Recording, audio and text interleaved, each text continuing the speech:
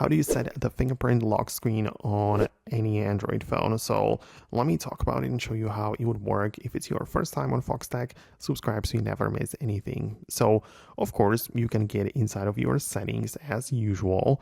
And in there, you need to look for the security and privacy, which in there you can manage the stuff generally speaking. So you have things like account security, updates, and so on.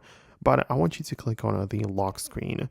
And in there, you can see I have a couple of options. So you can see I can add the lock screen. So the screen lock can be added, but I also have the fingerprint option, right? So the important part is that I have the ability to add multiple fingerprints, right? So as long as my device supports it, I have the ability to click on the plus button, add a new fingerprint and scan one, and make sure that I have the fingerprint unlock turned on.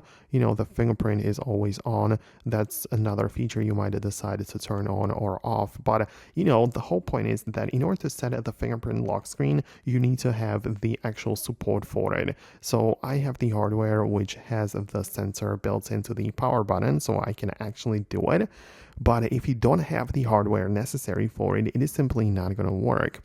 I know that there are some apps on the Play Store which claim to add that functionality, even though you don't have it built in, but it's simply not going to work. Like, you can download some kind of fingerprint lock screen app, but it's only going to be like design, right? It's not going to be actually anything useful because we don't have this sensor. So if you don't have the actual built-in sensor, then you will not be able to set the fingerprint lock, right? So I hope I was able to explain that.